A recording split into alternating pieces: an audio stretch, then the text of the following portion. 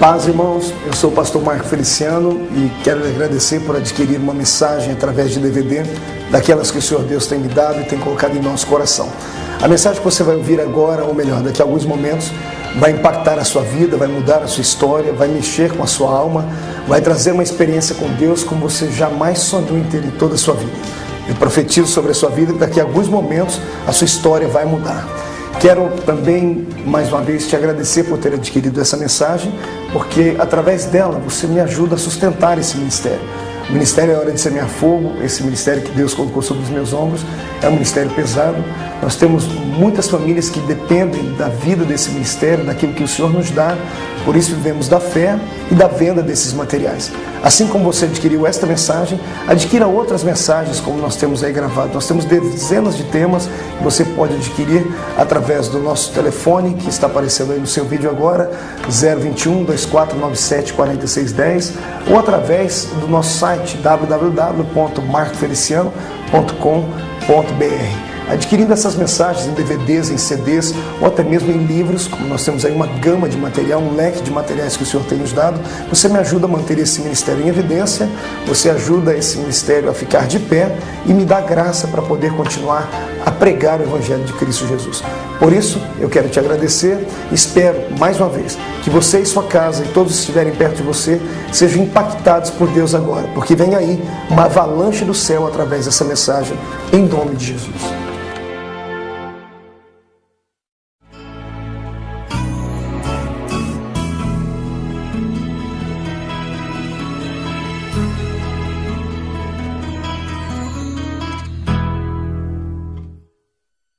Cumprimento os irmãos com a paz do Senhor. Cumprimento os irmãos com a paz do Senhor. Tem algum pentecostal aí hoje? Acotovela o seu irmão, fala para ele: é hoje. Diga: é hoje que a tampa da chaleira vai voar aqui.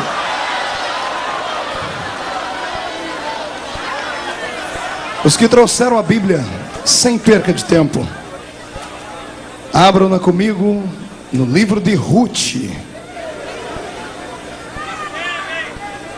É hoje. Livro de Ruth,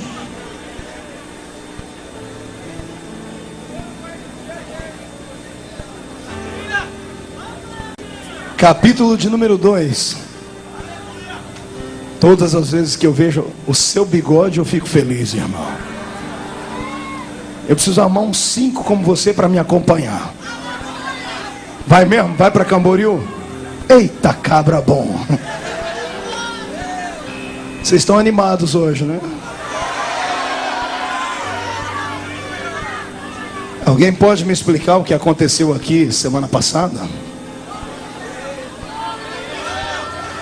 Meu Deus do céu.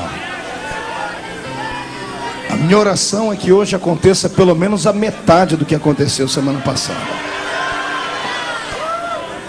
Ruth, capítulo de número 2, versículo 16 e 17. Quem encontrou, diga amém. Quem não encontrou, diga misericórdia. Eu espero você encontrar. Ruth é o 8º livro do Velho Testamento. Gênesis, Êxodo, Levítico, Número, Deuteronômio, Josué, Juízes, Ruth. Louvo a Deus pela fé dessa igreja, pelo ânimo que vocês têm de ficar em pé aqui toda terça-feira. Eu estava cansado, mas olhei para vocês, fiquei descansado.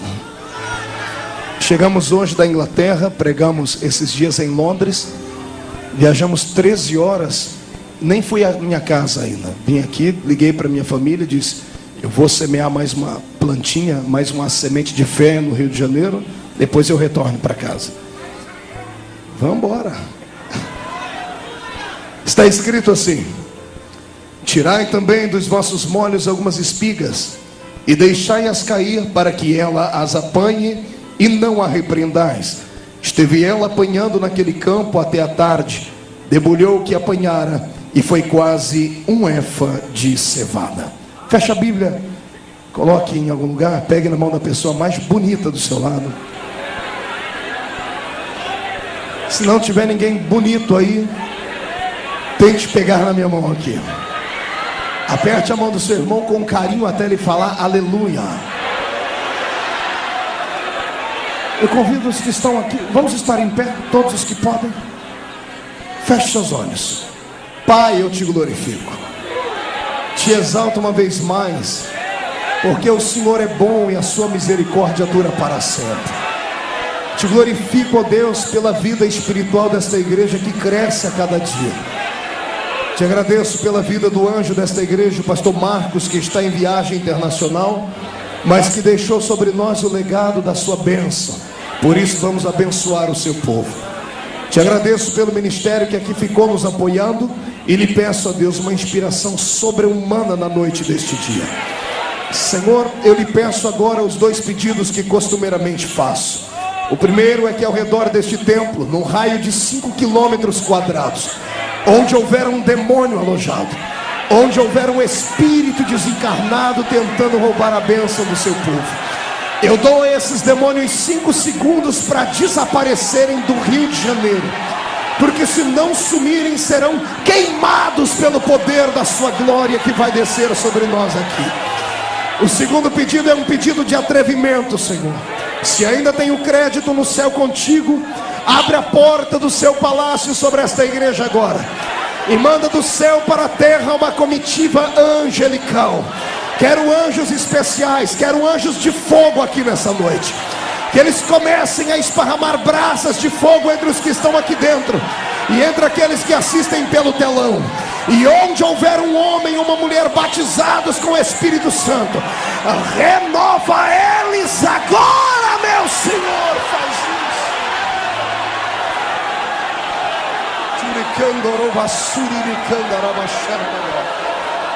Tu sabes da minha carência, eu preciso da sua ajuda, meu Pai.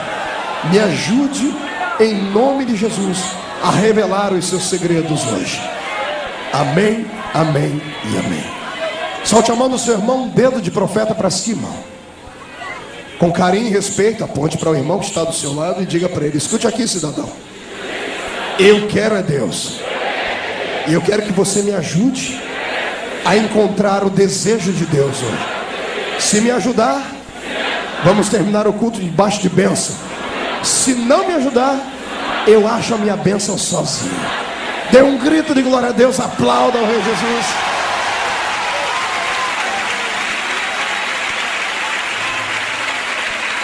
Os que podem, tomem o seu assento. Os que não podem, permaneçam de pé comigo aqui.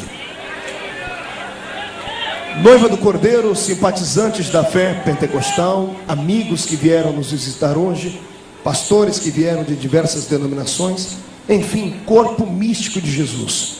Temos hoje uma mensagem forte, uma mensagem poderosa, uma mensagem daquelas que quando o Senhor envia, Ele envia com propósito. Deus hoje vai colocar asa nos seus pés. O Senhor vai te fazer saltar muralhas na noite desse dia. Se Satanás perder o rumo dele, ele vai acabar esquecendo que é diabo, e é perigoso ele dar glória a Deus com a gente hoje aqui, porque eu creio em uma mensagem profética. Quantos esperam uma mensagem profética? Levante a sua mão para cima e dê um grito de glória a Deus. Pois bem, abra o seu coração e me empreste ele por alguns momentos. Todas as vezes que eu abro a minha Bíblia aqui no livro de Ruth, eu tenho um dos textos mais lindos, um dos romances mais santos de toda a Bíblia Sagrada. A história de uma família que a princípio tinham tudo para serem felizes, tinham tudo para serem santos, tinham tudo para viverem uma vida de motivação, tinham tudo para serem plenos em todas as áreas da sua existência, porque, como ensinei semana passada, eles eram judeus. Sendo judeus, eram eleitos, habitavam numa terra santa e ainda serviam ao único Deus Todo-Poderoso. Este povo tinha um que a mais. A família que aqui vou vos apresentar nessa noite era um pouquinho diferente dos demais, porque eles habitavam em uma cidade chamada Belém. Diga para o seu irmão: Belém. Não, faça biquinho para falar para ele: Belém. Isso. O que significa a palavra Belém? Literalmente falando, é a casa do pão. Mas como nós não conhecemos casa do pão, Belém era uma padaria. Diga para o seu irmão: era uma padaria. Agora questione essa pessoa linda, sensata, inteligente do seu lado assim: irmão, você acha que em uma padaria, diga, Pode não haver alimento? Responda para ele com inteligência: é impossível. Então olhe para cá. A família que eu vou vos apresentar era composta por 4 seres humanos: um pai, uma mãe e 2 filhos do sexo masculino. A mulher se chamava Noemi, o marido dela Abimeleque. Os seus 2 filhos se chamavam Malom e Quilion. Era uma família sagrada, faziam parte de um projeto de Deus na terra.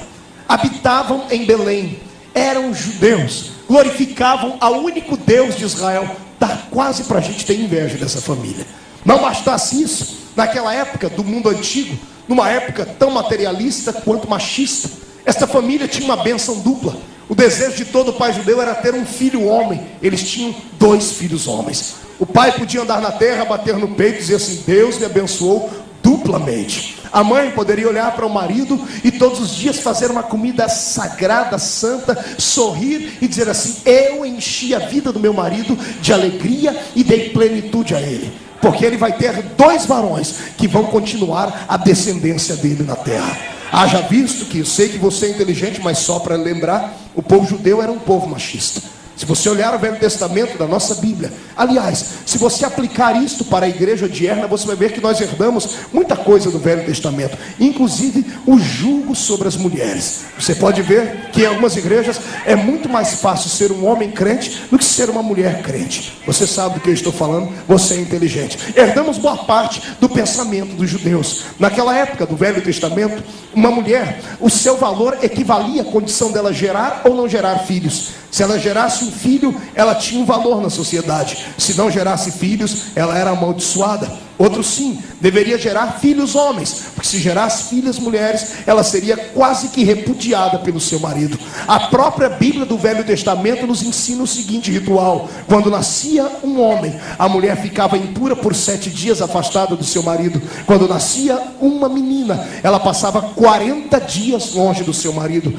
Há um livro de um teólogo, amigo meu, que foi meu professor na faculdade, pastor Mauro, que ele buscou a raiz dos estudos sobre a mulher na história, e ele diz que nesse período de 40 dias em que a mulher estava impura, o pai judeu ia ao templo todos os dias bater no peito, rasgar as vestes e pedir perdão a Deus pelo pecado que ele havia cometido de ter tido uma filha mulher. Até os dias de hoje, o judeu ortodoxo, aquele que usa aquelas roupas escuras com aquele cabelinho por cima da sua orelha, quando chega de frente ao muro das lamentações, ele levanta sua mão e começa a sua prece assim: Deus, muito obrigado por eu não ter nascido mulher. Este era o pensamento deles. Mas nesta família não havia margem para tristeza, porque haviam 2 filhos homens. A bênção era dobrada. Habitavam em Belém, na padaria de Deus. Habitavam na terra do pão, na terra da provisão. Mas a minha Bíblia diz que de repente houve fome na terra.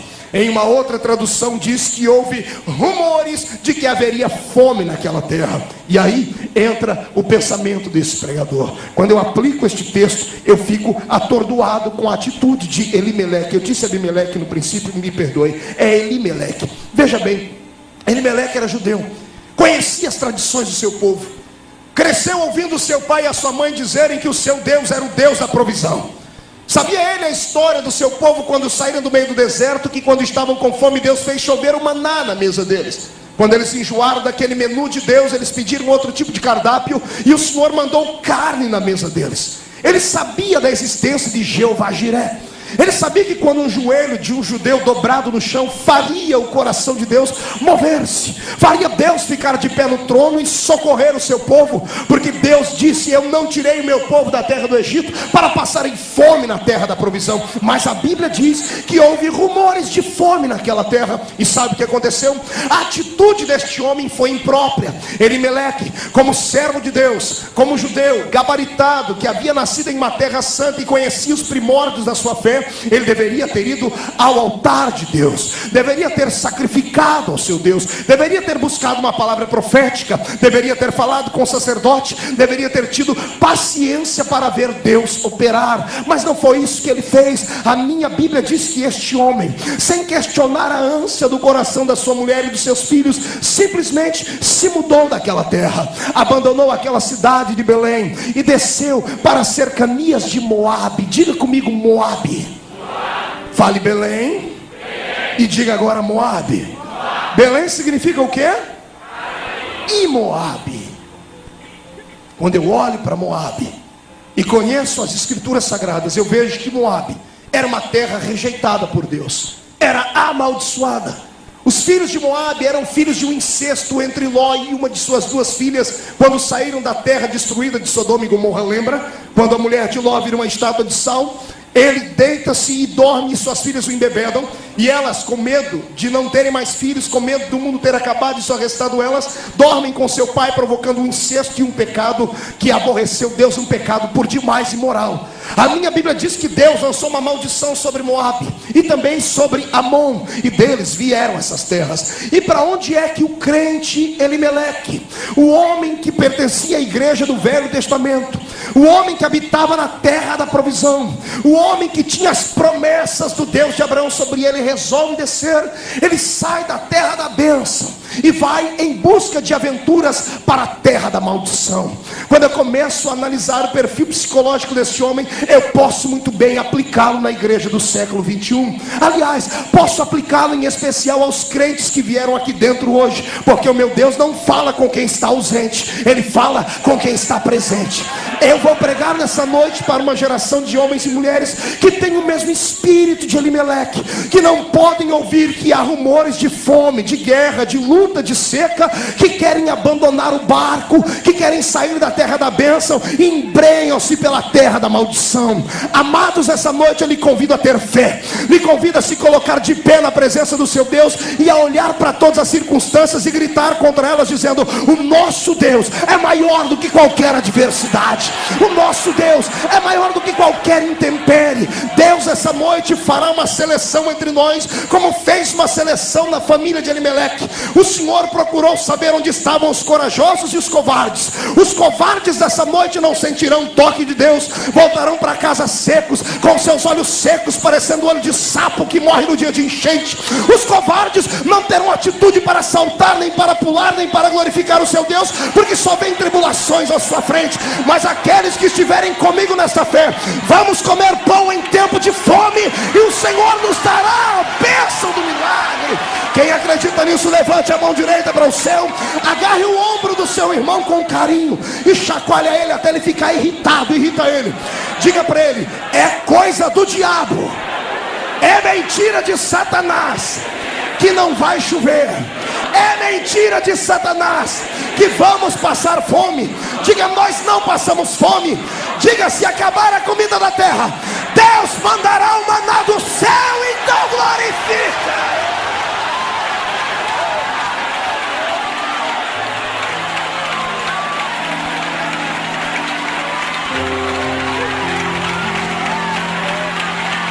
Olha para aqui.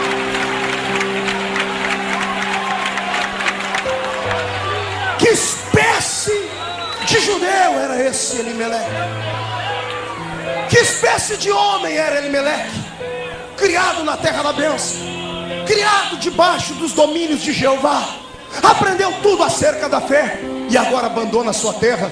Eu tracei o perfil desse homem e cheguei à seguinte conclusão: ele não era um judeu convertido, ele era um judeu por acaso, era um judeu porque a família era judia, estava no meio daquele povo porque convinha estar no meio daquele povo, mas o seu coração era um coração aventureiro.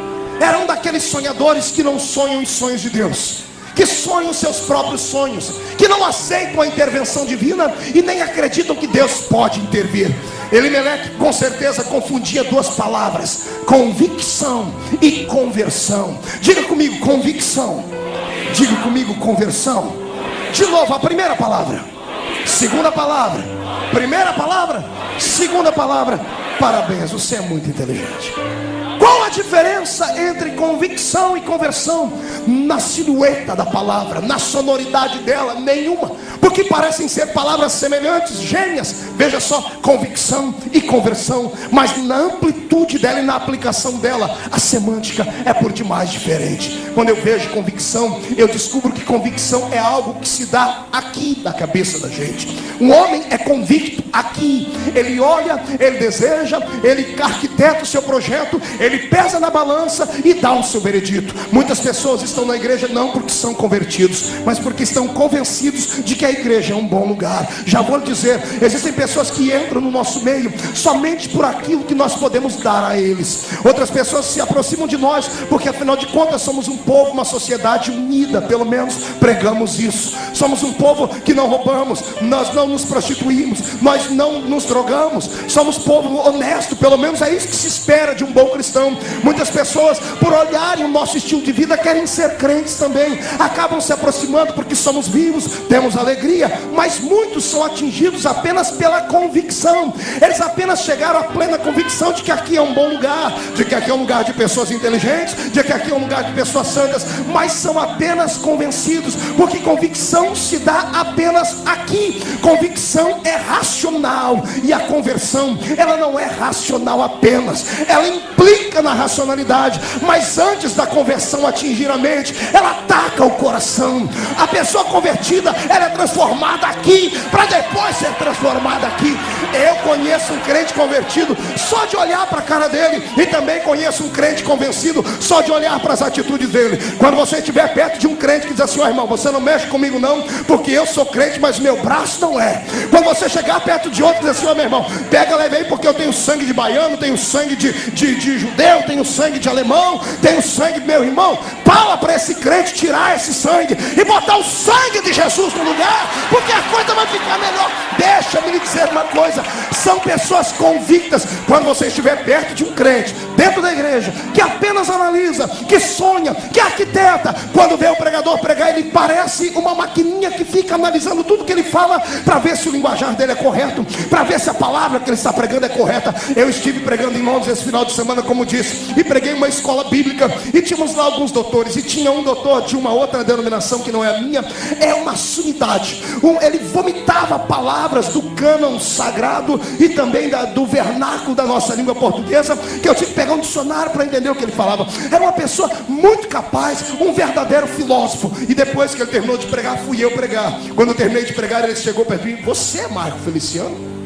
Eu disse: bom, pelo menos é o que consta no meu RG, na minha certidão de nascimento. Ele disse: ah, mas eu esperava mais de você. Eu falei: como, senhor? Eu esperava pelo que as pessoas contam, pelo que as pessoas falam de ti. Eu achava que você era muito mais profundo, muito mais sagaz. Ele usou umas palavras que eu falei: irmão, o senhor me perdoe, volta aqui no meu nível, me explica, porque eu tenho dificuldade de entender o que o senhor está falando.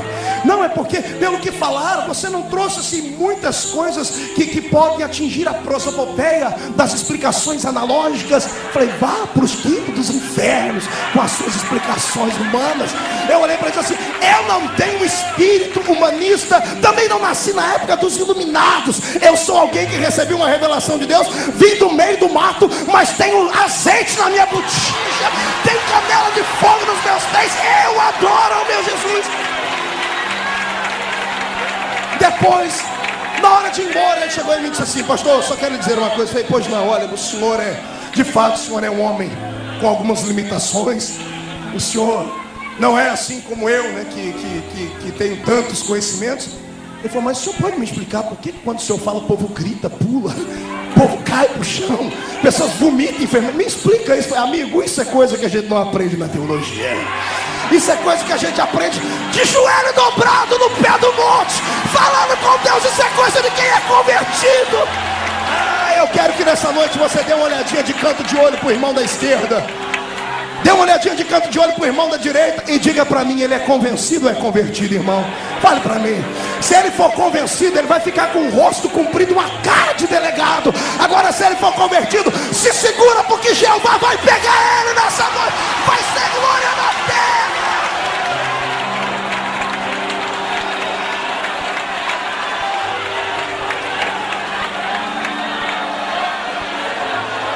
Pastora, eu criei um método. Eu esqueço o nome da pastora. Pastora Cristina, eu criei um método. Esse é meu, para ver quando é que um crente é convencido ou quando ele é convertido. É coisa do céu. Quer aprender? Bota suas duas mãos aqui. Vamos chamar de louco. Botou a mão aqui? Escolhe um ouvido bem bonito do seu lado. dá um grito de glória, irmão, mas daquele.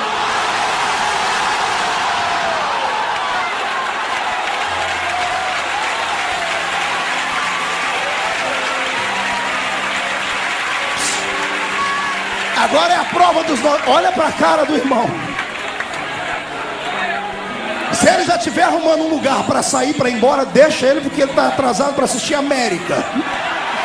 Fale para ele que só vai ficar aqui quem quer ir para o céu nessa noite comigo.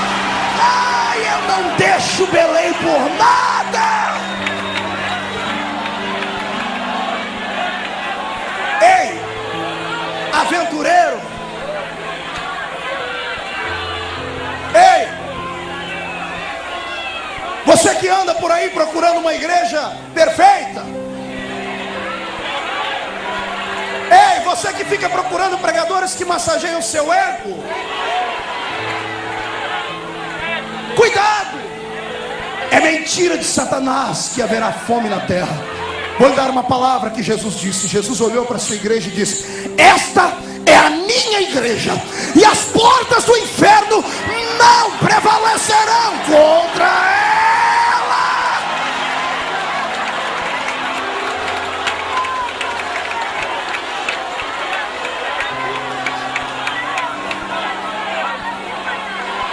Não saia da bênção. A vida do crente é como as 4 estações do ano. Tem o verão, tem a primavera, mas o outono chega. E para enfrentar o outono você tem que ter plantado alguma coisa na primavera, guardado alguma coisa. E depois do outono a situação é piorar, vem o inverno. Mas depois que o gelo começa a desaparecer da terra, o sol brilha de novo. Entenda, não sejam daqueles crentes que só ficam no campo de batalha quando a batalha está a seu favor, quando o seu time está fazendo gol. Não seja hipócrita, não seja covarde. Está entendendo isso? Entra no campo junto com o seu irmão. Para de murmurar, faz alguma coisa diferente. Este inverno vai passar. E quando ele passar, você estiver longe, você vai perder o brilho dos raios do sol da justiça, que vão acalorar a nossa pele e trarão vida para a igreja. Aventureiro. Ei, Elimeleque, todo homem aventureiro não mede as consequências dos seus atos. Ele saiu da terra e desceu para onde? Para onde? Terra da. Detalhe. Agora isso aqui é uma palavra para aqueles crentes que acham que Deus vai punir a pessoa. Escute isso. Quando chegaram na terra de Moab, sabe o que aconteceu? Bênção. O cidadão virou fazendeiro, conseguiu uma grande área de terra, virou latifundiário, virou um grande agricultor, plantou e colheu. A situação foi tão boa que seus 2 filhos acharam-se em idade de se casar e vieram morar com os pais. Um se casou com Ruth e outro se casou com Orfa. Ruth é a protagonista da nossa história daqui a pouco. A família agora estava crescente. Eu quero que você imagine os compadres e as comadres que de vez em quando saíam de Belém e desciam aquela terra. Quando chegavam em Moab e falavam para ele: irmão Elimeleque, não vai voltar para a tua terra? Ele diz: não, Deus me abençoou aqui, estou rico aqui. Não, irmão Elimeleque, mas aqui é a terra da maldição. Isso é conversa fiada. Isso aí é pregação de pastor que quer assustar a gente. Essa história de que não pode pecar, que não pode fazer isso, que não pode transigir, que não pode ter o seu pecadinho de estimação, é mentira. Deus não é tão malvado assim não. Pintaram um Deus para nós muito mal. Pintaram um Deus que numa mão tinha um chicote e na outra um cajado querendo espancar a gente. Olha para mim, eu estou aqui nessa terra. Dizem que era da maldição e eu estou rico, estou milionário. Imagina quantas pessoas Elimeleque desvirtuou. Porque quantas pessoas ficaram em Belém e sofreram com a crise da fome. E quando as pessoas olham para aqueles que estão lá na terra de Moab, os de Moab estão ricos. Elimeleque não tinha motivo nenhum para voltar para trás, a não ser que ele tivesse um caráter corrigido por Deus. Porque se for para ser um homem abençoado, entre aspas, burlando as leis de Deus, eu não quero. Ah, pastor, mas Jacó roubou a bênção de Esaú, roubou. Quer pagar o preço que ele pagou? Quer ficar aleijado, com a perna aleijada, passar o resto da vida com crises existenciais, tendo que no fim da vida ir procurar o irmão para pedir perdão, porque senão não conseguia nem descer a rampa fria? Existem dois caminhos para você alcançar os sonhos de Deus. Escolha o melhor. Fique na posição. Espere o tempo de Deus. O relógio de Deus é diferente do seu, é diferente do meu. A agenda dele é diferente da minha, é diferente da sua. Mas com certeza ele escreveu alguma coisa para você. Espere o seu tempo. Não tenha inveja de ninguém. Não atropele ninguém. O que é seu é seu.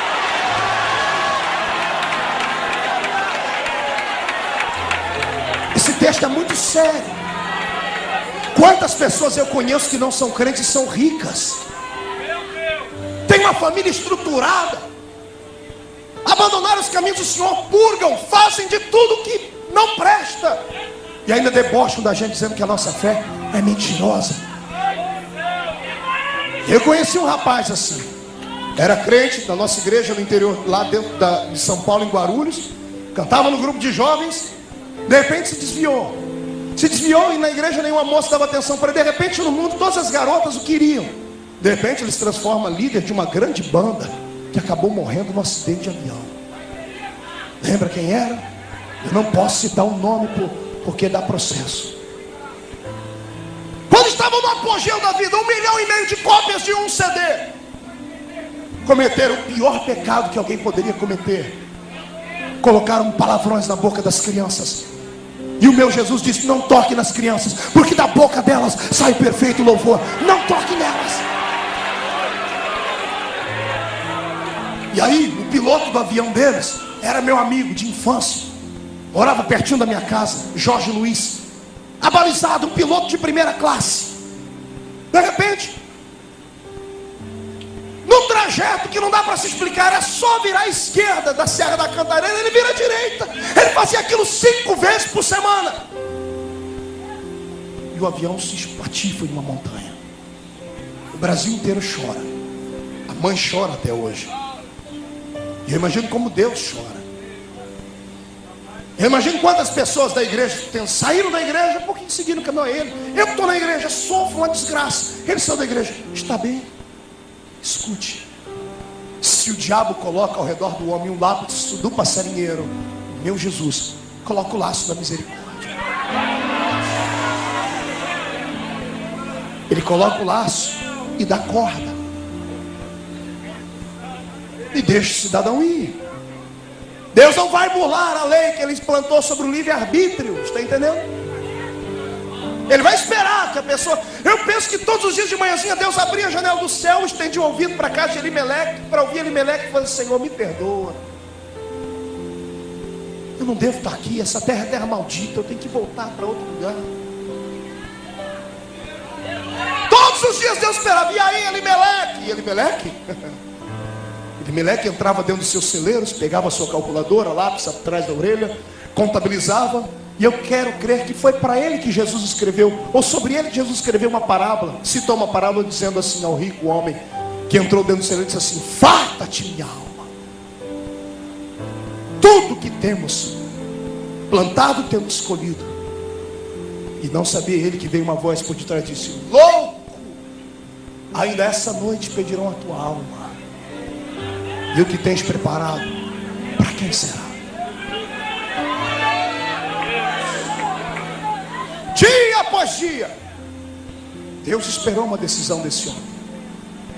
E como não aconteceu, um belo dia ele recebe uma visita de um agente de Deus. E eu não quero receber a visita desse agente. Deus tem um agente que não sabe voltar sozinho. Não manda telegrama, não avisa através de e-mail, não manda um telefonema. Deus tem um agente que só sabe executar a palavra dele. Bate na porta do celeiro. E ele me diz: dá um tempo que eu estou contando aqui quantas sacas de trigo e soja eu tenho aqui. Dá um minutinho. Só um minutinho, eu estou contabilizando. Ele me diz que abre a porta, lá está o agente de Deus.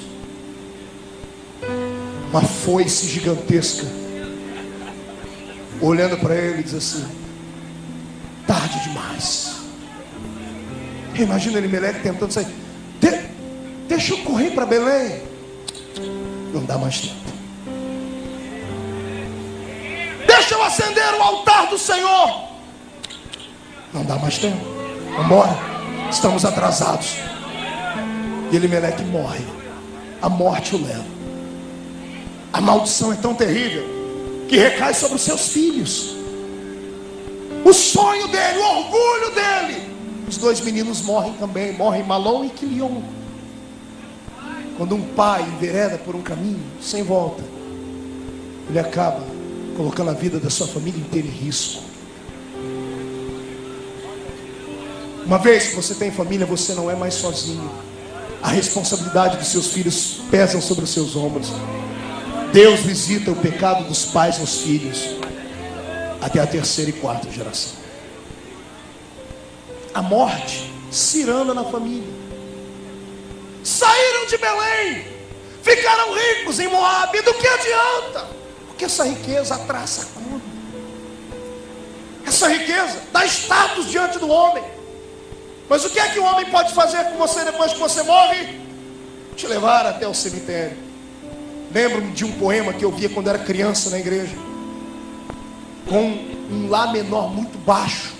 Eu ouvi um ancião da nossa igreja cantar assim: o homem pode ser famoso no mundo inteiro, ter muitos amigos e muito dinheiro, mas no fim da vida nada pode levar.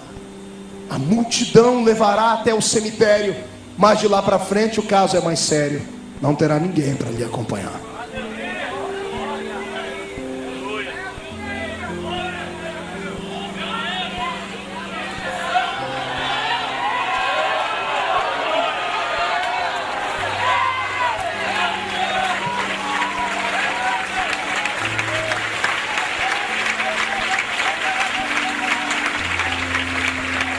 Me dá um arrepio na espinha quando eu prego esse sermão, porque parece que ele é profético. Cuidado, meu amigo. Ei, não brinque de ser crente. Não brinque com a sua fé. Não abuse da misericórdia de Deus, porque Ele vê os seus erros e você continua sendo abençoadinho. Não pense que Deus faz vistas grossas. Não, você esconde do seu pai, você esconde da sua mãe, você esconde das pessoas que estão aqui na horizontal, mas quero ver esconder daquele que está na vertical, acima das estrelas, que tem 7 olhos de fogo olhando para ti. Não brinque.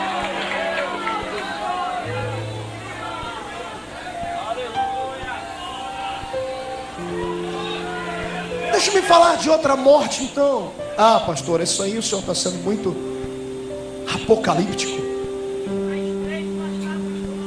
Tá mesmo. Escute. E aqueles que já morreram e nem sabem que estão mortos? Quantas igrejas você já entrou que são catedrais, lindas, gigantescas, homens belos, fortes, vigorosos, importantes, respeitados pelo governo, pelas autoridades, anéis de formatura no seu dedo e tantas outras coisas mais. Mas você participa do culto, parece que você está num velório. Não há vida, não há unção de Deus. O ser humano não está preparado para ter o seu intelecto aguçado e partilhar uma vida espiritual com Deus no mesmo nível. É muito difícil. É difícil. É difícil uma pessoa ser abalizada pelas ciências e dar razão e motivação ao seu espírito para ser carismático. Eu tenho muita dificuldade em pregar em alguns lugares e estar ao lado de algumas pessoas exatamente porque acham que são maiores do que qualquer pessoa. Eu amo a teologia, mas tenho medo dela. Tenho medo dela. Tenho medo dela porque quem se aprofunda muito, sabe o que a pessoa faz? Ela acaba dizendo assim: olha, a Bíblia disse uma coisa que ela não queria dizer. Ela queria dizer, acaba arrumando uma outra doutrina, o achismo. Eu acho que, eu penso que. Hoje eu abri o jornal da Folha de São Paulo e tinha lá um arcebispo romano, dirigente de uma grande paróquia, questionando a criação. se o Papa ler aquilo, vai dar um puxão de orelha nele. Questionando, ele diz, por que não a evolução? Por que não traçarmos um paralelo entre Marx e entre o Éden e entre o Gênesis? Eu falei, meu Deus, os homens estão loucos, os homens estão podres. Os homens, só porque tem um pouquinho de conhecimento, um pouquinho de dinheiro, sentam em uma academia, recebem um troféu, recebem uma nomenclatura, fazem parte de algum tipo de academia, acham que podem ser mais intelectuais do que o Senhor dos Exércitos.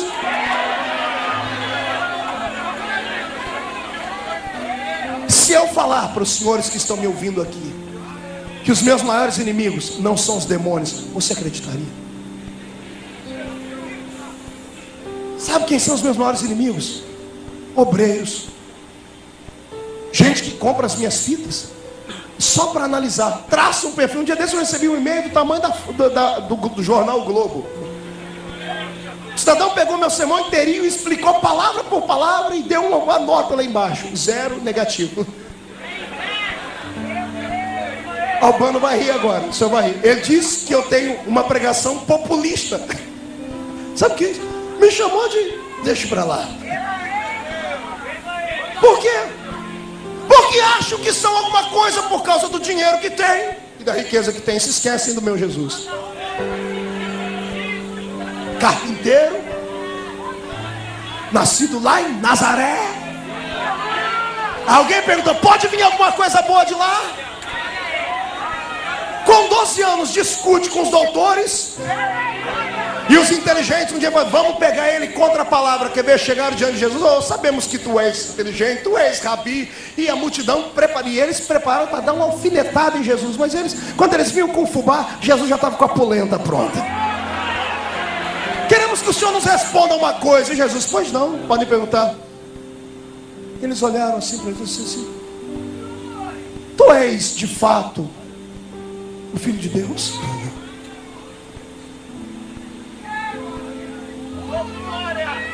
Eles sabiam que se Jesus respondesse aqui, Jesus estava perdido. Se ele falasse que era de fato Filho de Deus, eles iam chamar ele de anátema, de amaldiçoado. Se ele negasse, eles iam falar, então por que como homem você quer nos ensinar? Aí Jesus olhou para eles assim, eu respondo para vocês, desde que vocês me respondam uma outra pergunta. Aí eles podem falar, os otários pensavam que Jesus ia perguntar datas de teologia. Em que ano Isaías foi cerrado no meio? Qual a madeira que Moisés usou para adoçar a água do mar? Como foi que Moisés transformou ouro em pó quando desceu do mar? Achavam que Jesus ia perguntar uma coisa de teologia. E Jesus olhou para ele e falou assim, o batismo de João é de Deus ou é dos homens? Quando um dos bestas for abrir a boca, os outros dois taparam a boca. Calma, infeliz. Foram para um cantinho, os três doutorados, 3 doutores em divindades. E aí? Se a gente falar que o batismo é dos homens, esse povo vai querer matar a gente porque eles têm João como profeta. Se a gente falar que o batismo é de Deus, eles vão falar, ele vai falar, por que vocês não acreditam em João então? Um olhou e falou, então nós estamos fritos.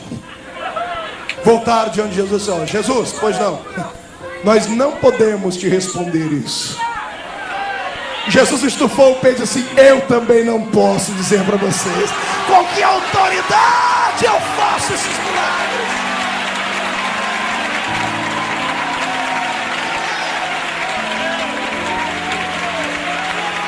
Sabe o que essas pessoas se esquecem? Esquecem das nossas raízes. Esquecem que esse Brasil só é o que é hoje, em uma potência pentecostal, porque os homens que plantaram a semente da fé aqui era gente inculta, era gente despreparada intelectualmente, era gente que usava enxada, gente banguela, gente que apanhava. Eu tenho lá na minha cidade, quando você for lá eu te mostro, irmão, o Vídeo Ramos, um homem de 80 e poucos anos de idade, um negro gigantesco, alto, a mão dele parece uma raquete de tênis, fala tudo errado, é uma bênção do céu. E quando ele quer pregar, ele fala assim, olha, só dá uma olhadinha aqui nas minhas costas. E ele tira a camisa dele, tem um sinal de um chicote que bateram nele quando ele se converteu a Cristo. O vigário da cidade. E esse homem que não sabe falar direito, plantou uma igreja que hoje tem quase 700, 800 pessoas. Aí detalhe, esse homem que plantou a igreja, ninguém gosta de ouvi-lo mais. Porque a nova geração é muito intelectual. A geração agora quer que nós tenhamos alguma coisa para dizer. Tem a pachorra de dizer assim: vamos ver, olha, eu não como qualquer coisa, viu, pregador? Ah, seu filho do cão. Quem diz que o que é pregado aqui é qualquer coisa? Fale para mim. Se uma criança subir aqui na autoridade do Espírito, você deve receber, porque isso aqui não é qualquer coisa, isso aqui é a palavra revelada do céu.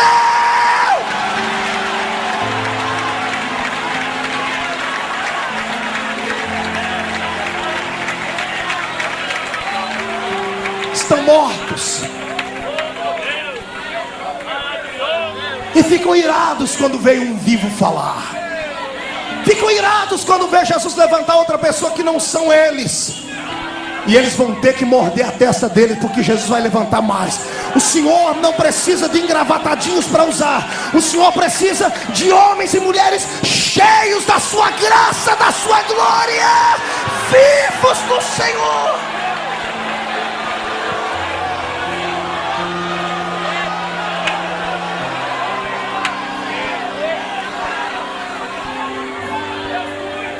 Olhe para o seu irmão e pergunte para ele: você está vivo ainda?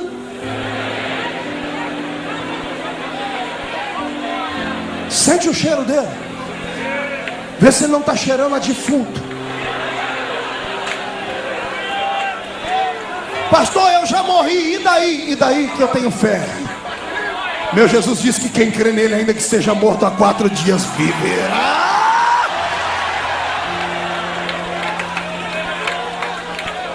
Morreu a família inteira. Morreu o pai e os 2 filhos. A cena seguinte choca e emociona. Uma velha olha para o marido dentro do caixão, e agora ela pode falar, porque quando o marido era vivo não podia. Eu te falei, não era para ter saído de Belém. A gente estava bem lá. Com pouco a gente era mais rico do que agora. Do que adianta a fazenda que você me deixou e tudo, se eu não te tenho mais? Meus filhos morreram com você. Sobra 3 viúvas. A mais velha, Noemi, chama as outras 2 e diz assim: filhas, voltem para casa dos seus pais. Vocês são jovens, não têm filhos, podem contrair casamento de novo. Eu sou velha, ainda que eu pudesse me casar e tivesse filhos, quando eles estivessem na idade de casar, vocês já seriam velhas como eu. Vão seguir a vossa vida. Uma órfã saiu correndo, entendeu, usou a sua razão. A outra, eu me apaixono pela história dela. Quero entender com você hoje por que é que ela ficou. Ela olhou para a sogra e disse assim: olha, a partir de hoje, onde tu fores eu irei, porque o teu Deus será o meu Deus. A tua história vai se confundir com a minha. Uma vez eu parei e falei: Deus, o que levou essa moça? Ela era doente mental.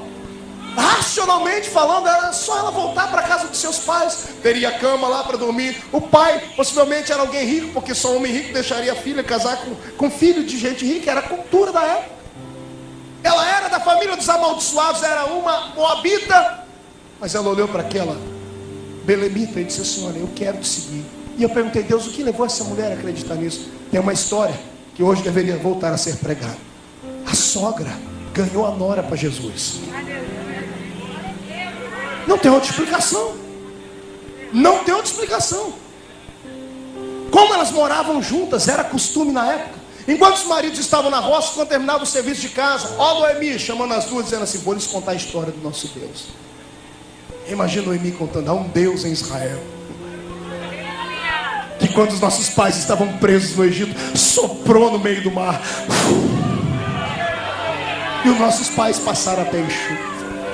Há um Deus do céu, que quando não tínhamos força e armamento para destruir Jericó, Ele deu a arma para a gente. Ele tirou o arco e a flecha da nossa mão e colocou uma força atômica no nosso peito. Quando gritamos, as muralhas caíram no chão. Essa história apaixonou Ruth. Quando Noemi disse: vai embora, Ruth olhou para mim e disse: não, tu és abençoada.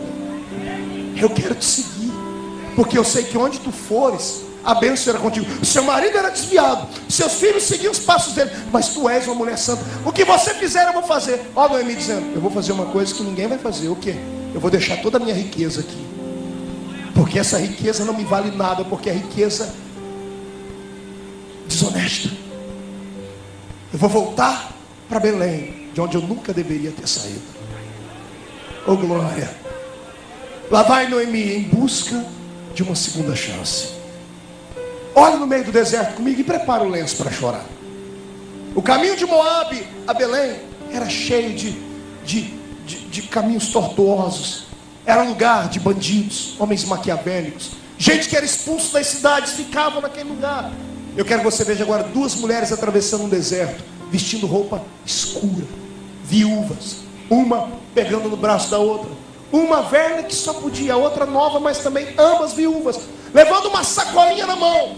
Estão elas subindo, eu acho que até os bandidos olhavam para elas, ficavam com pena delas. A situação era triste. Qualquer andarilho pelo deserto olhasse aquelas mulheres, se afastariam delas, porque o óbito, a morte as estava acompanhando.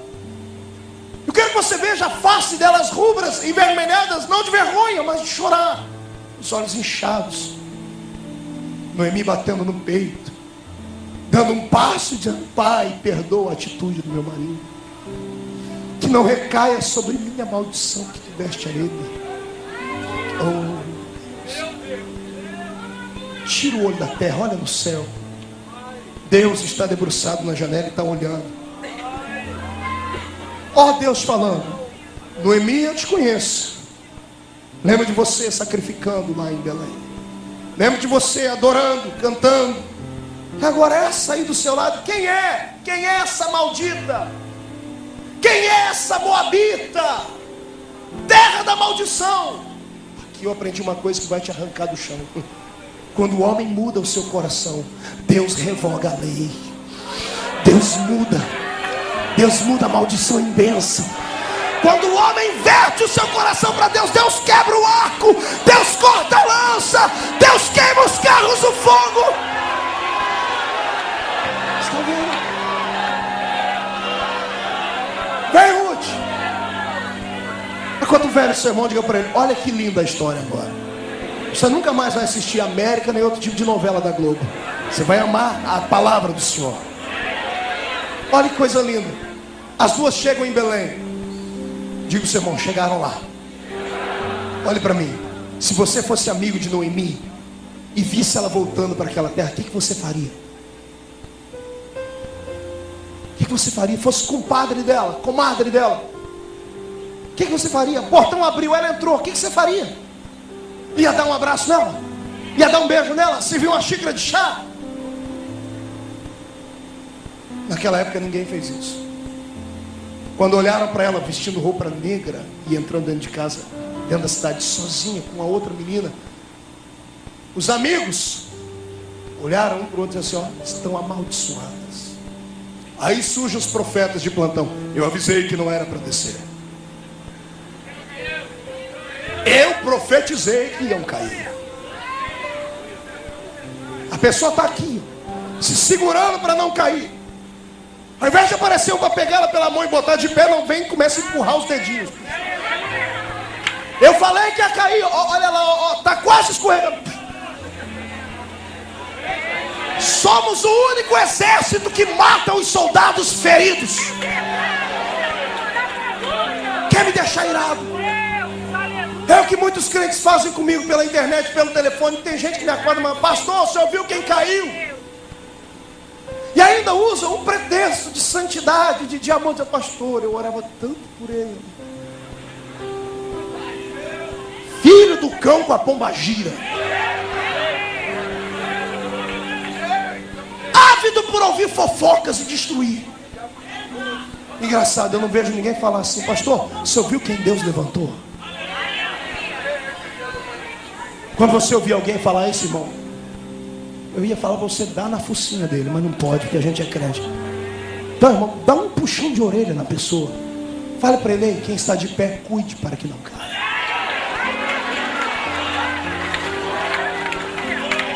E lembre ele que a maioria dos nossos soldados só cai porque falta o nosso apoio. Existem dois tipos de soldados em uma guerra de fronte que são importantes: o artilheiro e o fuzileiro. O fuzileiro é o soldado que vai na frente, com a sua arma em punho. O artilheiro arruma lugares altos e fica à espreita, guardando o soldado que está indo. Cabe ao artilheiro dar cobertura a ele. Cabe ao artilheiro ter uma boa pontaria, atingir o inimigo, porque ele está numa posição privilegiada e tem condições de salvar o seu amigo. Os artilheiros da igreja estão dormindo. Estão dormindo. Olham para um homem como eu pregando, acham que eu sou um super-homem. Acham que eu tenho uma coraça da justiça. Sabia que até o super-homem tem criptonita que pode destruir a vida dele? Cabe à igreja guardar os seus profetas em oração. Cabe a você me cobrir em oração, cobrir esse ministério em oração. Cabe a você orar pelos homens e mulheres e não exaltá-los a ponto de pensarem que são deuses. A minha geração, ao invés de amar os seus profetas, estão idolatrando eles. A minha geração está fabricando bezerros de ouro. E eu provo para você. Seu filho converteu, você foi lá e tirou da parede dele o cartaz do KLB. Tirou lá o cartaz da Shakira, Mariah. Arrancou todos os cartazes dos ídolos. Agora você entra no quarto do seu filho, está lá, foto da Cassiane.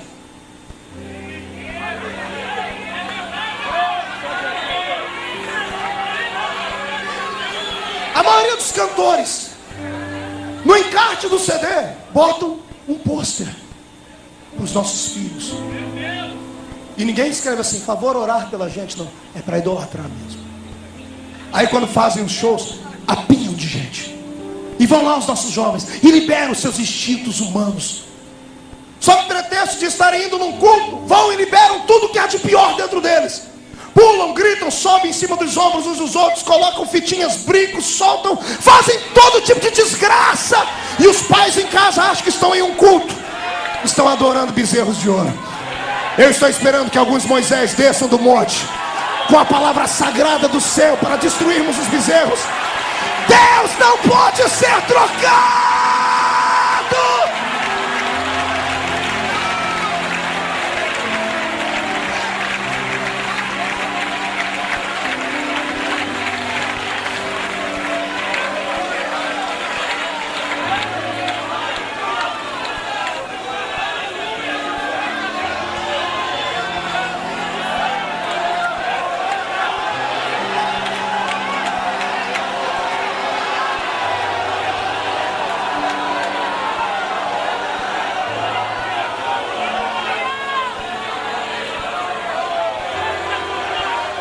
Os heróis do meu passado, quase nenhum está mais nativo. Alguns que começaram pregando comigo, o diabo apagou deles o brilho.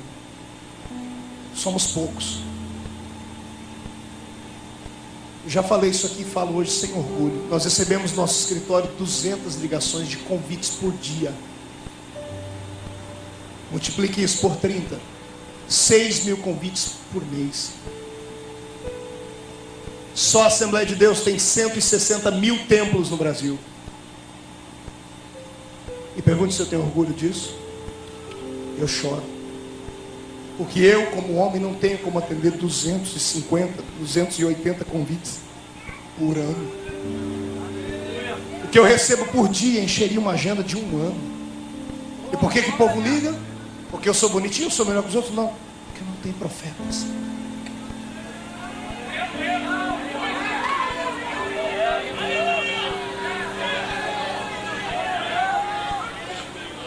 O artilheiro, tire a sua arma da frente dos fuzileiros e acerte o inimigo.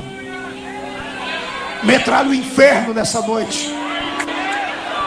Metralhe Satanás. Bloqueie Zé Pilintra, Zé Pilantra, Chucaveira, Tranca-Rua, Nego Velho, Preta Velha. Bloqueie os satanistas. Fale mal de Satanás, mas guarde o irmão que está do seu lado. Quem acredita nisso, dê um grito de glória.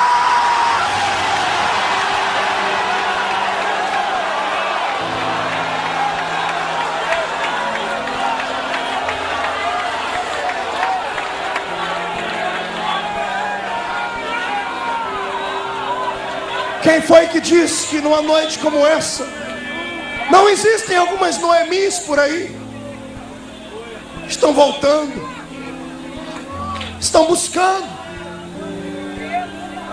Se você já viu um desviado, você sabe como é. E se você já esteve afastado dos caminhos do Senhor, você sabe que é muito difícil voltar. Não é fácil. Eu conheço a história de um rapaz que, se não é uma intervenção divina, Satanás teria tragado a vida dele. Ele não era o melhor crente da igreja, também não era o pior. Dava os seus gritos, os seus pulos, suas mensagens, e passou pelo inverno e não suportou. Desviou-se.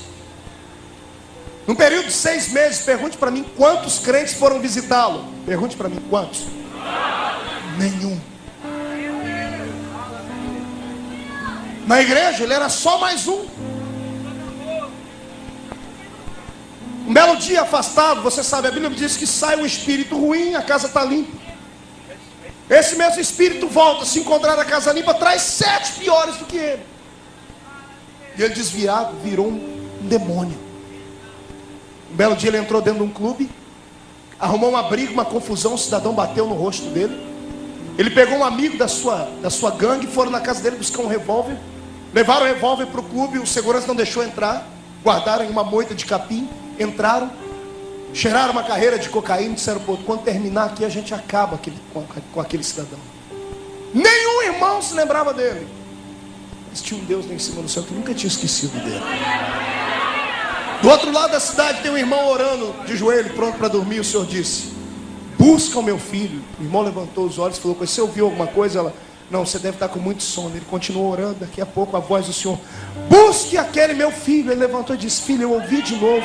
Ela: não, você deve estar com muito sono, vamos, continue orando. De repente ele ouviu o grito de novo e disse: olha, é Deus que está falando comigo. A mulher disse: mas faz meses que nós não vemos, nós não sabemos onde ele está. Ele falou: Deus vai mostrar. Trocaram de roupa e saíram pela cidade. Pararam num clube e o Espírito do Senhor disse: não está aí. Em outro: não está aí. Pararam num clube e o Senhor disse: o menino está aí dentro, entra e tira ele. O irmão estava com roupa social. Quando colocou o pé na porta do clube, ele olhou a roupa e disse: Deus, mas se algum crente passar aqui e me ver, próxima terça sou eu que vou ser excluído. O Senhor disse: não tema o homem, entra.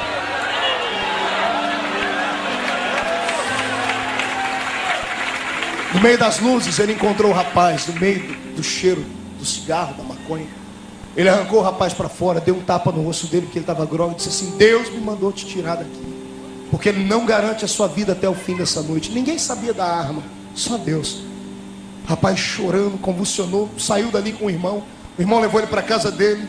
Aí o irmão que conta a história, que o rapaz deitou no sofá, semivivo, grogue, cheio, drogado. E o irmão e a irmã começaram a chorar, dizendo: Deus, faz tantos meses que esse moço saiu da igreja, ninguém sentiu a falta dele, nem nós. Começaram a pedir perdão a Deus. Falou: Senhor, faz alguma coisa por ele. Estenderam a mão sobre o rapaz, oraram. O rapaz abriu os olhos, o efeito das drogas sumiu. O rapaz perguntou: onde é que eu estou? O que eu estou fazendo aqui? O irmão disse: olha, Deus mandou te buscar. Ele começou a chorar, dobrou o joelho, disse: eu quero voltar, mas não tenho força. O irmão estendeu a mão sobre ele, Jesus renovou ele com o Espírito Santo.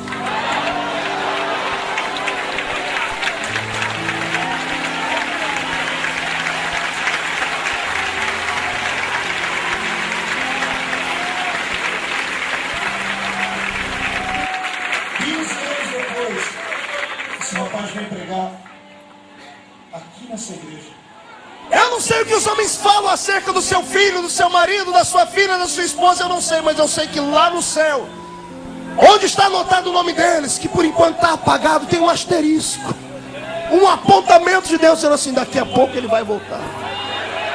E a glória do segundo tempo será maior do que a glória do primeiro. Igreja, ame. Sinta falta, interceda. Eu seria um hipócrita se só pregasse. Abra a mão esquerda. Abra a sua mão esquerda. Coloque o nome de alguém que está afastado aí. Alguém que você quer que volte. Fecha a mão esquerda. Abra a direita. Deve ter mais alguém que você conhece. Põe o nome dele também. Fecha a mão direita. Traz no peito, abraça. E fala com Deus, dá uma segunda chance. Vai, artilheiro, cobre. Noemi está voltando. Está voltando ferida, está voltando machucada. Sai correndo para abraçá-la.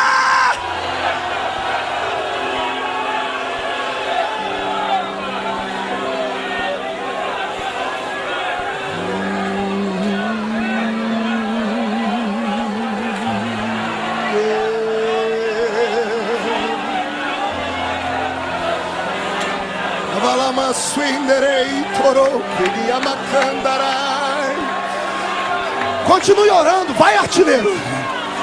Eu estou ouvindo barulho de grilhões quebrando. Correntes estão se partindo. Cadeias estão se abrindo. Sai da frente, Satanás. Estamos em guerra.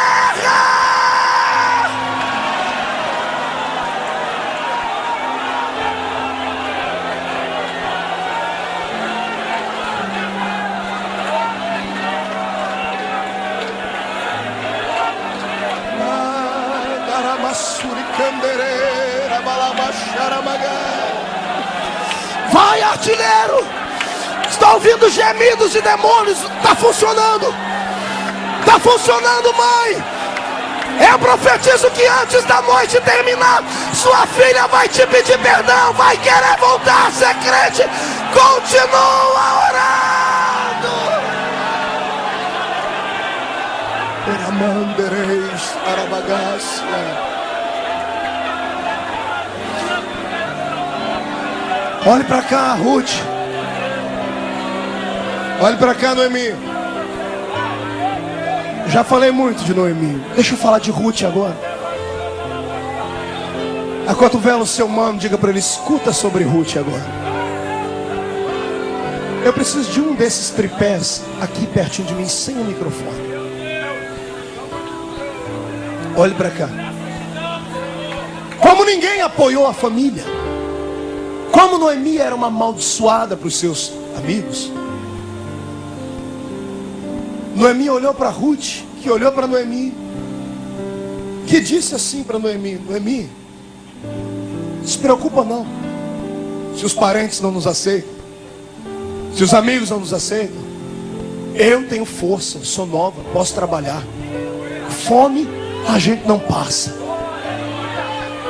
É muito linda a história, preparei. A minha Bíblia diz que Ruth deixou Noemi em um lugar e saiu em busca de um emprego. Eu imagino ela passando pelo centro da cidade, falando: São Manuel, o senhor tem um emprego para mim? Todo mundo se deslumbrava com a beleza da moça. Você não é de Belém, é?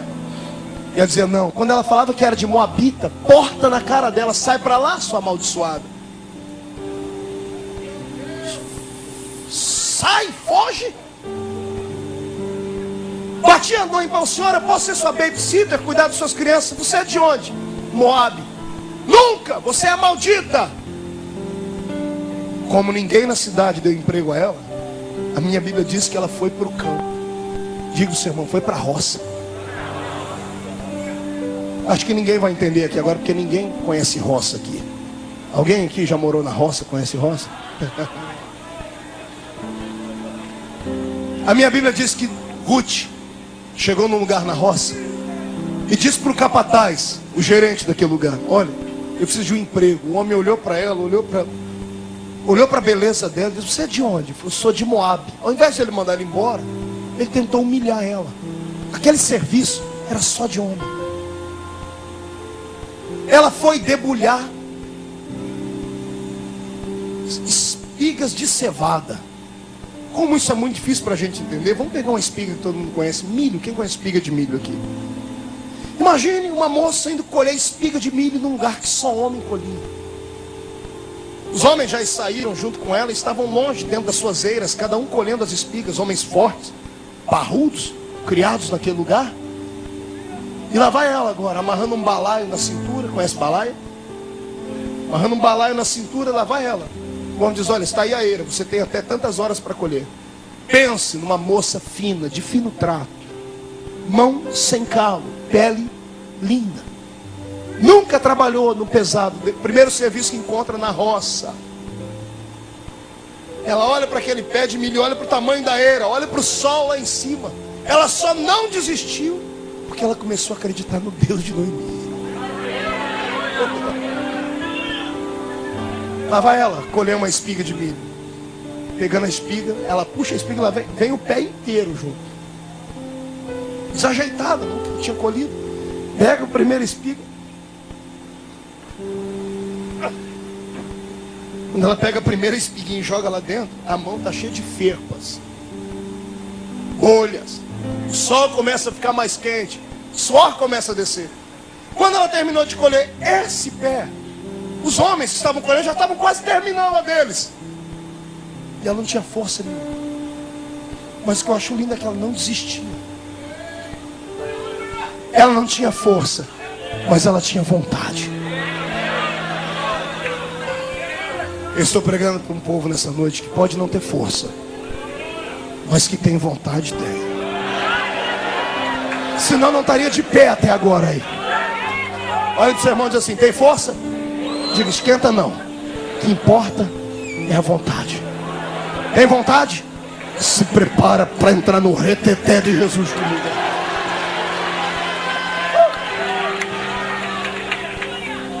E lá está ela, colhendo, com dificuldade, enxugando suor. Daqui a pouco, quem é que resolve visitar a fazenda? Boaz. A palavra Boaz significa Senhor, dono de tudo. O dono da fazenda chega naquele lugar. Detalhe, antes do dono chegar, há uma janelinha aberta no céu. E quem é que está olhando para Ruth? Deus. Deus está olhando. Imagina chamando, vem cá, você tem certeza que aquela moça é de Moabe? Porque nem o judeu faz o que ela está fazendo. Nem os da casa têm coragem de aceitar Noemi. Ela que nem da terra é da terra maldita, está trabalhando para levar comida para a velha. Eu quero assistir mais essa cena. Deus está olhando, Deus está... Aquilo está mexendo, nada mexe mais com o coração de Deus do que quando Ele vê uma pessoa que não tem força, mas tem gana, tem desejo, tem coragem, tem vontade de ser, sabe? Deus ama isso. Deus está olhando para ela lá de cima. Chegou a carruagem pintada de ouro. Quando desce da carruagem, desce aquele homem, uma mistura de Arnold Schwarzenegger com Brad Pitt, com os cabelos grisalhos. Aguenta, hein, moçada? Desce aquele homem perfumado, belo, bem vestido, rico, riquíssimo. Chega o capataz e começa a gaguejar. Que o senhor veio fazer aqui? Eu vim sondar as minhas vezes. Eu imagino que o capataz falou: justo hoje que eu preguei uma peça aqui, justo hoje que eu botei uma mulher para a gente dar risada dela. Eu imagino, ele falou: não, o senhor pode olhar por ali. Não, eu quero olhar tudo. O capataz deve estar orando até agora. Lá passa o Boaz, ele olha na eira de cá. Olha, o Joaquim trabalha muito bem, né? Olha, colheu tudo aqui. O José também, olha que lindo aqui. Abimeleque também, olha, fez tudo certinho, né? Esses homens, eu consegui uma gana de profissionais bons. E o homem orando para o homem sair dali. Daqui a pouco o homem parte para a eira de Ruth. Quando ele olha, o queixo cai. O capataz já vem tentando explicar. Eu posso explicar. Cala a sua boca aí. Não, mas... eu nunca vi nada tão bonito. Que moça linda. O dono da fazenda, quando olhou para a menina, o coração fez assim. Isso é melhor do que novela de Glória Pérez, não é? Ele olhou e o capataz: o senhor quer que eu mande parar ela agora? Cala a boca, seu infeliz, deixa eu ver isso aqui. Vem cá, me dê aí a ficha dessa moça. Quem é ela? É Ruth, lá de Moabe. Que? Ruth de onde? Moabe, terra maldita. Como é que uma terra maldita produz uma coisa tão bonita? Olha a posição que Deus coloca aquele que não tem força, mas tem coragem. No meio da roça, a mão machucada, suando, pele queimada, o dono da roça, apaixonado por ela, e o dono do mundo, apaixonado por ela.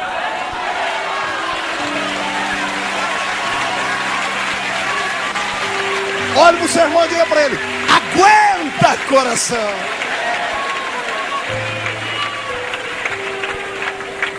Deus está apaixonado por ela e o dono da fazenda também. Isso dá um enredo. Deus olha para aquele camarada. Deus não precisa de cupido. Ele é a encarnação do amor. Deus pega o dedinho dele e faz assim pro coração de Abimeleque, de Boaz, ó.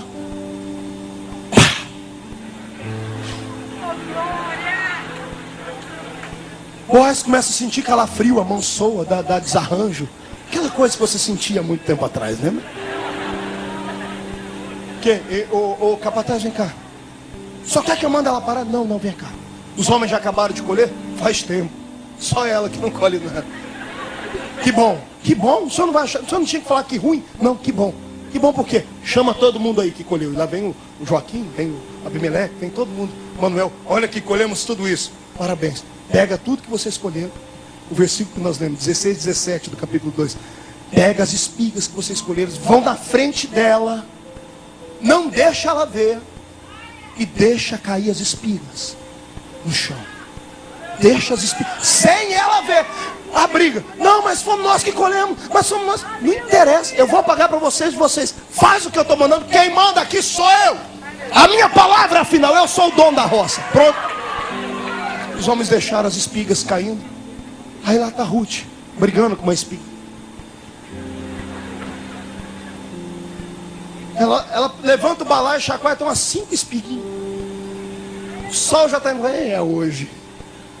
Imagina como aqui já dá para levar para casa um quibe. Um pepino. Pelo menos de fome a gente não morre. Ela limpa os olhos quando ela olha para o chão. Ela limpa os olhos de novo. Estou tendo miragem. Ela olha. Um monte de espiga caída no chão. Ela olha para a espiga. Olha para o balaio vazio. Olha para o lado. Não tem ninguém. Olha para cima.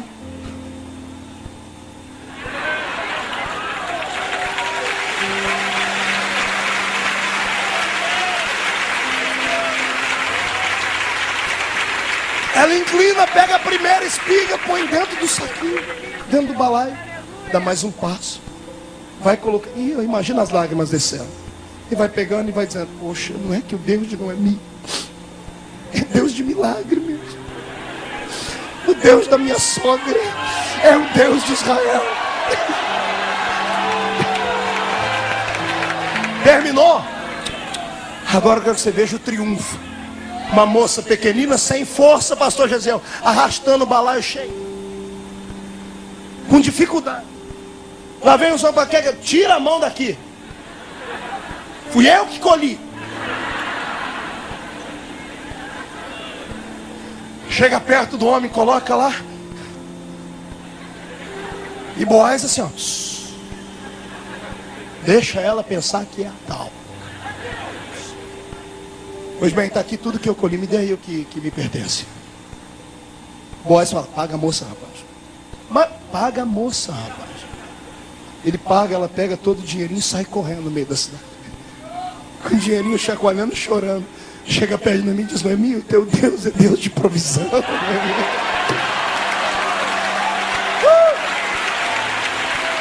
Pastor, essa história é linda, pastor, é linda. Vai ficar maravilhosa agora, quer ver? Pega na mão do seu irmão.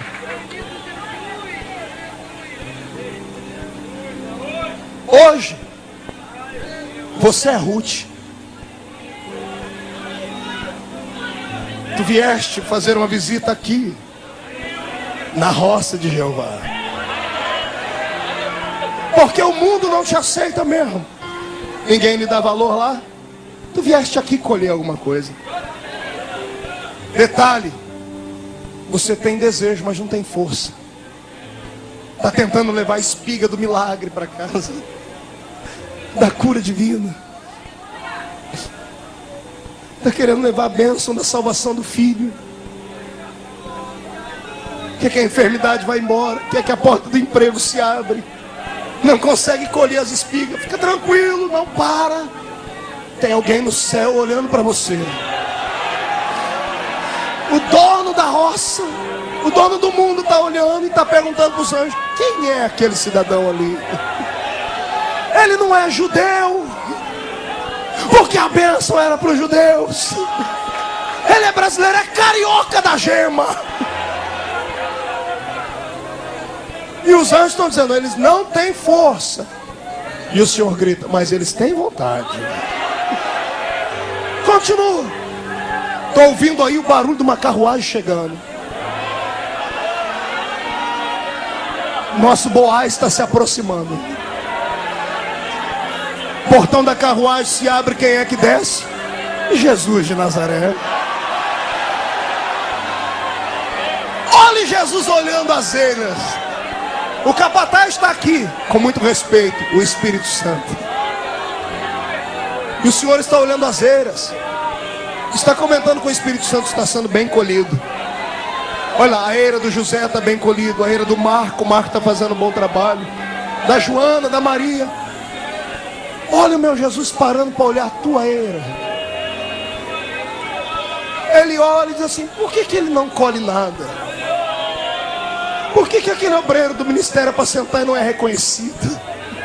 Por que as pessoas não conseguem nada? E o capataz está por trás dizendo, Senhor, eles não têm força, mas tem uma vontade violenta. É todo culto desse jeito. É todo culto de pé, gritando, orando, pedindo. Deus está olhando do céu para você. E o dono da roça está olhando aqui da terra mesmo. Está preparado para o rebuliço? Então escuta. Jesus está chamando o Espírito Santo. Ele está dizendo, Espírito Santo, cadê os nossos servos? E lá vem os anjos do céu.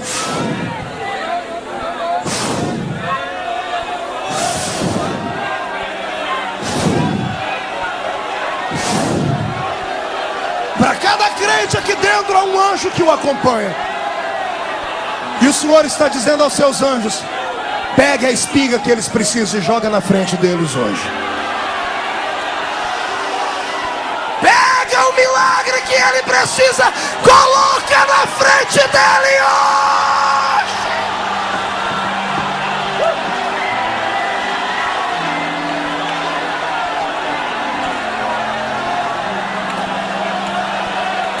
Canto no basure randerei toroganai. Ramandekova rabashuri mikanda rabasuri mikanda. Ikaralamana shuri kandere ndere chorobagarabagas. Não se faça de rogazo. Não se faça de pequenino, porque tu não és. O Senhor está colocando na sua frente nessa noite de terça-feira todos os milagres que você precisa. Pega ele. Pega ele.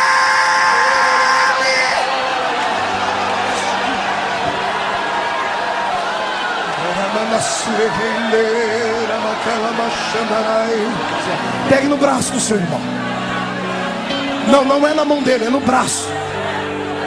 Veramante o coverestanácia. O Senhor está me dizendo aqui que hoje é o dia do regresso. Oh Jesus. É o dia da segunda chance. Crê nisso? Pegue no braço do seu irmão. Feche seus olhos. Você vai repetir uma oração comigo. Meu Deus do céu. Arabaxanda candarabada. Meu Deus.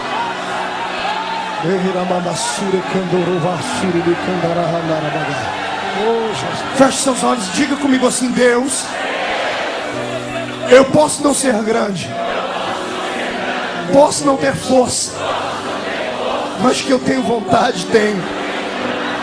Não sou o melhor, mas não quero sair de Belém. Tudo me manda sair. As circunstâncias da minha vida, as minhas lutas interiores, as perseguições, mas eu não quero ir para Moabe. Então, Senhor, me ajuda a colher o meu milagre hoje. Senhor, mande um anjo. Se o anjo não conseguir, manda um querubim. Se o querubim não der conta, manda um arcanjo. Se o arcanjo não puder, senta nas asas dos seus carros e vem o Senhor pessoalmente. Mas em nome de Jesus, grita: manda o meu milagre, Senhor. Mas manda Ele agora. Agora. Agora. Deixai cair as espigas para que Ele as apanhe e não a repreendais.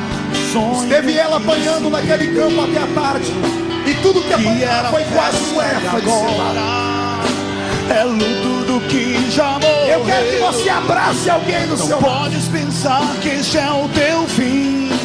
Não é o que Deus planejou. Levante do chão, erga o clamor, restitui. Eu quero de volta